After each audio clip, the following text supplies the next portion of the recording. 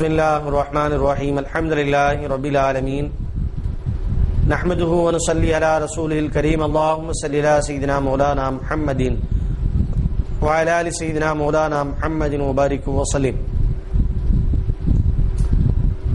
व अला आलिहि व अस्हाबिहि अजमईन अम्मा बाद या अय्युहन नास ऊसीकुम इबादल्लाह व इय्याय अव्वलन बितक़वल्लाह قال الله تعالى في القرآن العظيم والفرقان المجيد أعوذ بالله من الشيطان الرجيم بسم الله الرحمن الرحيم فلا تموتن إلا وأنتم مسلمون புகழ் அனைத்தும் அல்லாஹ் ஒருவனுக்கே உரித்தாக. அல்லாஹ்வின் அருளும் கருணையும் நம் யாவர்கள் மீதும் என்றென்றும் உண்டாவதாக என்ற இனிய துஆவோடு இஸ்லாத்தினுடைய காணிக்கையாகிய சலாத்தினை கூறி துவங்குகிறேன். அஸ்ஸலாமு அலைக்கும் வரஹ்மத்துல்லாஹி தஆலா வ பரக்காத்துஹு. நெஞ்சம் நிறைந்த நேயர்களே, குர்ஆன் ஷரீஃபிலே அல்லாஹ் ஒரு ஆயத்திலே இப்படி குறிப்பிடுகிறான், ஃபலா தமூதுன்ன இல்லா வ அன்தும் முஸ்லிமூன் ஆமனுத்தகுல்லாஹ ஹக்க துகாதிஹி வலா தமூதுன்ன இல்லா வ அன்தும் முஸ்லிமூன். ஈமான் கொண்டவர்களே, அல்லாஹ்வை அஞ்ச வேண்டிய அளவு அஞ்சி நடவுங்கள், நீங்கள் முஸ்லிமாக இல்லாமல் இறுதி மூச்சை விட்டுவிட வேண்டாம் என்று அல்லாஹ் கூறுகிறான். அப்போ ஒரு மனிதன் அல்லாஹ்வுடைய கடமைகளை நிறைவேற்ற வேண்டுமானால் முதலிலே தனக்கு மத்தியிலே தன்னுடைய சுற்றி இருக்கக்கூடிய சகோதரர்களுக்கு மத்தியிலே தான் செய்ய வேண்டிய கடமைகளை நிறைவேற்றுவது அவன் மீது கட்டாய கடமையாக இருக்கிறது. இதற்கு பெயர்தான் மனிதாபிமானம் என்று சொல்லப்படுகிறது.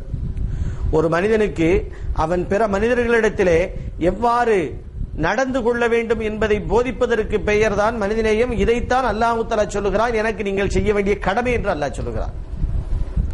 நபிகள் நாயகம் ஸல்லல்லாஹு அலைஹி வஸல்லம் அவர்கள் சொன்னார்கள், மல்லம் யஷ்குருல் இன்சான லம் யஷ்குரில்லாஹ.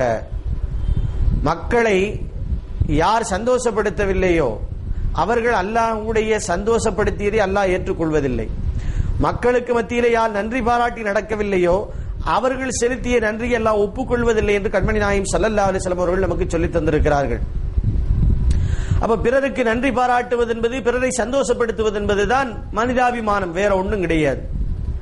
அப்ப இந்த மனிதாபிமானம் என்பது இன்னைக்கு எப்படி ஆயிடுச்சு அப்படின்னு கேட்டா, இறந்து போய்கிட்டு இருக்கோம் அப்படின்னு சொல்லி நினைக்கக்கூடிய அளவிற்கு ஆகி போயிடுச்சு. இன்னும் கொஞ்சம் காலம் போயிருச்சுன்னு வச்சுக்கோங்க, மனிதாபிமானமா அது எங்கப்பா கிடைக்கும், எந்த கடை சரக்கு, எத்தனை கிலோ, எங்க வாங்குறதுன்னு கேட்கக்கூடிய அளவிற்கு மக்கள் சென்று விடுவார்களோ என்று ஒரு அச்சப்பட வேண்டிய ஒரு சூழ்நிலையில் தான் வாழ்ந்து கொண்டிருக்கிறோம். ஹியூமனிட்டி என்பது இன்று எங்க இருக்கிறது என்பதே தெரியவில்லை. அதனால மனிதாபிமானத்தை அது இறந்து விடாமல் பாதுகாப்பதற்காக இன்று பாத்தீங்கன்னு சொன்னா ஆங்காங்கே பல மனித உரிமைகள் கழகம், மனிதர்களுடைய மக்களை மதித்து நடக்க வேண்டும் என்பதற்காக வேண்டி ஆணையங்கள் என்றெல்லாம் உருவாக்கப்பட்டு அந்த மனிதாபிமானத்தை காப்பாற்றுவதற்கான முயற்சிகள் நடைபெற்றுக் கொண்டிருக்கிறது. என்கிலும் இந்த மனிதாபிமானத்தை பற்றி குர்ஆன் சொல்லுகிறது, நீங்கள் உங்களுக்கு மத்தியிலே அப்படி ஒரு மனிதாபிமானத்தோடு நடந்தால்தான் உங்களுடைய இபாதத்துகளை, நீங்கள் அல்லாஹ்விற்கு செலுத்தக்கூடிய கடமைகளை கூட அல்லாஹ் ஒப்புக்கொள்கிறான் என்று நபிகள் நாயகம் ஸல்லல்லாஹு அலைஹி வஸல்லம் அவர்கள் சொல்லுவதை இஸ்லாம் நமக்கு சொல்லித் தருகிறது. இந்த மனுஷன் ஒருத்தன் தாங்க தன்னுடைய நிலையை மறந்து வாழ்றது. நாய் தான் குறைக்குது பாருங்க, நாய் சத்தம் கேக்குதா? கேட்டுக்கோங்க. இந்த குறைக்கிற நாய் என்னைக்காவது தனது எஜமானனுக்கு வாலாட்ட மறந்து இருக்கிறதா? கொலைக்கிற நாய் தன்னுடைய எஜமானனை பார்த்தாலே வாலாட்டத்தான் செய்யும், அது ஹயாத் முடியும் தண்டியும். அதே மாதிரி யானை இருக்குது பாருங்க, எவ்வளவு பெரிய யானை. அந்த யானைய அவனுடைய எஜமானன் என்ன செய்யறான், ஒரு சின்ன இவ்வளவு நீள அங்குசத்தை வச்சு கட்டுப்படுத்துறான். அது கட்டுப்படுத்தி நின்றுக்கிடுது, வேற எந்த விதமான தொந்தரவுகளும் அது செய்யறதில்லை.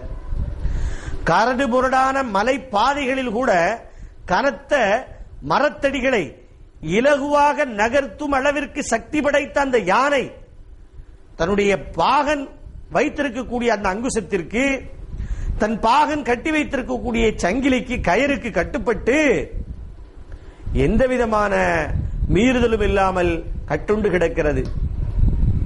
மனுஷனுடைய சொல்ல மீறணும் அப்படின்னு சொல்லி அது நினைக்கிறதே கிடையாது. ஆனா இந்த நம்முடைய பாழா போன நம்முடைய இதயம், பாழா போன நம்முடைய பழக்க வழக்கங்கள் எல்லாம் எப்படி போயிருச்சு அப்படின்னு கேட்டீங்கன்னா, அதெல்லாம் இந்த உலகத்துல அதெல்லாம் மனிதாபிமானம் பார்த்துக்கிட்டுலாம் இருக்கக்கூடாது, நாம வாழணும் அப்படிங்கிறது தான் மாதிரி ஒரு சிந்தனை வந்துருச்சு. வண்டியில் பூட்டிய 2 மாடுகள் அதனுடைய முதுகிலே 10 மூட்டை தானியத்தை ஏற்றினால் ஜீவ காருண்யம் என்று கூறலாம். ஆனால் அந்த வண்டியோட்டி அவற்றின் முதுகில் 20 முடைகளை ஏற்றினால் அது தாங்கிறது 10 மூடை தான். 20 முடையை ஏற்றி வச்சுட்டா அப்படின்னு கேட்டா, அந்த மாடுகள் தன்னுடைய எஜமானன் தனக்கு 10 முடைகள் தான் வைத்திருக்கிறான், ஆனால் வைக்க வேண்டும் 10 மூடைகள், ஆனால் 20 மூடைகளை வைத்திருக்கிறான், அதனால நான் வண்டி இழுக்க மாட்டேன் அப்படின்னு சொல்லி எந்த மாடாவது ஸ்ட்ரைக் பண்றதை பார்த்திருக்கீங்களாங்க? உலகத்துல மனுஷனை தவிர மற்ற எல்லாரும் மற்றவங்களுக்கு கட்டுப்பட்டு எப்படி வாழணுமோ அப்படி வாழக்கூடிய வாழ்க்கை முறைகள் தான் இருக்கிறது. ஆனா இந்த பாழா போன மனுஷன் மட்டும் தான் என்ன செய்யறான்?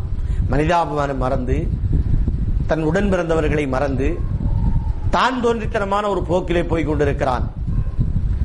தமிழ்ல சொல்லுவாங்க தம்பி உடையான், அதுக்கடுத்து என்னங்க? படைக்கு அஞ்சான். சொல்லுவாங்களா சொல்ல மாட்டாங்களா? அப்போ தம்பி உடையான் படைக்கு அஞ்சான் என்ற ஒரு நிலை ஒரு காலத்திலே இருந்தது. தம்பி இருந்தா படை கூட அஞ்ச வேண்டாமா, அவ்வளவு உதவிகரமாக தம்பி எல்லாம் இருப்பான் அப்படின்னு சொல்லி சொல்லுவாங்க. ஆனா இன்னைக்கு இந்த அவசரமான காலத்துல மனுஷன் எப்படி மாறி போய் கிடக்கிறான் தெரியுமா? அண்ணன் என்னடா தம்பி என்னடா அவசர உலகத்திலே. அண்ணனும் கிடையாது தம்பியும் கிடையாதுங்கிறான். இதுக்கு பேர் மனிதாபிமானம் அல்ல. எப்படி இருக்க வேண்டும்? தம்பி உடையான் படைக்கு அஞ்சான் என்ற உறவுகளோடு உணர்வுகளோடு வாழ வேண்டும். கூட்டு குடும்பம் அப்படிங்கறதெல்லாம் அந்த காலத்துல எவ்வளவு போற்றுதலுக்குரியது,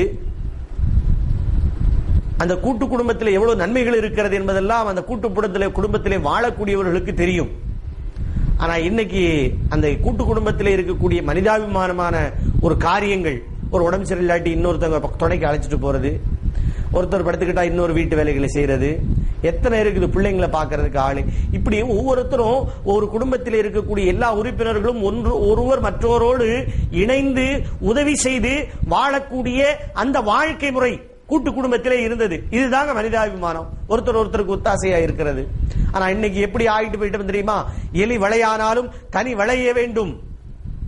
எலி வளை இருக்குதா இல்லையா? அது மாதிரி ஒரு சின்ன இடமா இருந்தாலும் சரி தனி வளை வேண்டும். அப்படின்னா எனக்கு தனி வீடு வேணும். கல்யாணம் ஆயிருச்சா தனி கொடுத்தனாங்க, வேற பேச்சே கிடையாது. அப்போ தனி இது மாதிரி இருந்தோம்னு சொன்னா அதிலே மனிதாபிமானத்தை, பிறருக்கு உதவுவதை, ஒருவருக்கொருவர் ஒத்தாசையாக இருப்பதை எதிர்பார்க்க முடியாது. அதே மாதிரி அந்த காலத்துல எல்லாம் பாத்தீங்கன்னு சொன்னா பக்கத்து வீட்டுக்காரங்களை பத்தி கண்மணி நாயகம் ஸல்லல்லாஹு அலைஹி வஸல்லம் சொல்லும் பொழுது சொல்லுவார்கள், உன்னுடைய வீட்டுக்கு அருகாமையிலே மாற்று சமயத்தை சார்ந்த சகோதரன் ஒரு யகூதியாக இருந்தாலும் உன் வீட்டிலே வைக்கக்கூடிய உணவு பதார்த்தங்களிலே தண்ணீரை ஊற்றி அதிகப்படுத்திக் கொள். கட்டியா வைக்கிற சால்னாவை குழம்ப கொஞ்சம் தண்ணியா வச்சு பக்கத்து வீட்டிலே இருக்கக்கூடியவனுக்கும் கொடுத்து உண்ண வேண்டும் என்பது கண்மணி நாயகம் ஸல்லல்லாஹு அலைஹி வஸல்லம் அவர்கள் நமக்கு சொல்லிக் கொடுத்த வழிமுறை. ஆனால் இன்று மனிதர்கள் தங்கள் பக்கத்து வீடுகளை எல்லாம் எப்படி வைத்திருக்கிறார்கள் என்று சொன்னால், பக்கத்து வீடு என்றால் பகை வீடு, அண்டை வீடு என்றால் சண்டை வீடு, இப்படிதான் வச்சிருக்கிறாங்க. பிறகு எங்க கூடிங்க ஒருத்தருக்கு ஒருத்தர் ஒத்தாசைங்கிறது மனிதாபிமானம்ங்கிறது கிடைக்கும்? நமக்கு வேண்டுமானால் ஒருவர் இருந்து விட்டு போகட்டும், ஆனால் நாம் இருவர்தான், ஒத்து போகாத இருவர்தான், இரு பெரும் துருவங்கள் தான், நாங்க அப்படிலாம் இருக்க முடியாது அப்படின்னு சொல்லி எத்தனையோ குடும்பங்கள் 2 துருவங்களாக நின்று கொண்டு சண்டையிடும் பொழுது எங்கே மனிதாபிமானத்தை பெற்றுக்கொள்ள முடியும்? எங்கே இருவருக்கு மத்தியிலே ஒற்றுமையை பெற்றுக்கொள்ள முடியும்? அப்போ அல்லாஹ் சுப்ஹானஹு வ தஆலாவும் கண்மணி நாயகம் ஸல்லல்லாஹு அலைஹி வஸல்லம் அவர்களும் பிறருக்கு செலுத்த வேண்டிய கடமைகளைத்தான் மனிதாபிமானம் என்று நமக்கு சொல்லித் தந்திருக்கிறார்கள். அந்த பிறருக்கு செலுத்த வேண்டிய கடமைகள், அவனுக்கு கஷ்டம்னு சொன்னா நாம உதவுறது. அந்த உதவி சொல்லாலும் இருக்கலாம், செயலாலும் இருக்கலாம், பொருளாலும் இருக்கலாம். இன்னொரு பெரிய செய்தி அல்லாஹ் சொல்லியிருப்பான், இந்த உலகத்துல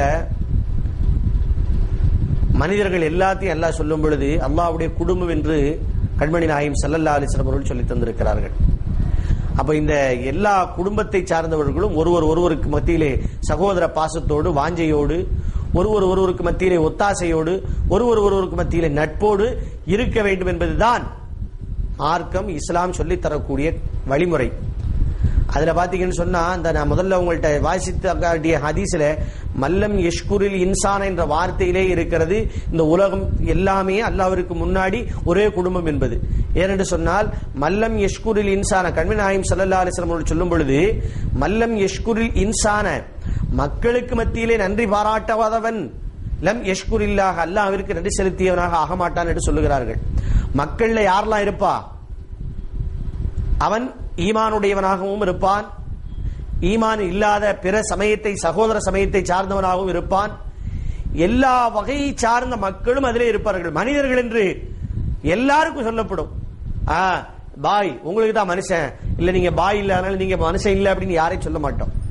மனுஷன் என்று சொன்னா எல்லாருமே எல்லா சமயத்தை சார்ந்த எல்லா சகோதரர்களும் அதில் இருப்பார்கள். அப்படி எல்லாரையும் அனுசரித்து வாழ வேண்டும், உதவி ஒத்தாசையோடு வாழ வேண்டும் என்றுதான் கண்மணி நாயகம் ஸல்லல்லாஹு அலைஹி வஸல்லம் அவர்களும் குர்ஆனும் நமக்கு சொல்லி தந்திருக்கிறது. எனவே அப்படிப்பட்ட வாழ்க்கையை நாம் வாழ வேண்டும். அப்படி எப்படி பிறருக்கு உதவி ஒத்தாசையாக இருக்க வேண்டும் என்பதை கண்மணி நாயகம் ஸல்லல்லாஹு அலைஹி வஸல்லம் அவர்கள் சொல்லி தந்திருக்கிறார்கள் என்பதையெல்லாம் நாம் பார்ப்போம். வல்ல ரஹ்மான் நமக்கு யாவர்களுக்கும் நல்ல ஒத்தாசையாக இருந்து வாழக்கூடிய தௌஃபீகை வழங்குவானாக. ஆமீன்.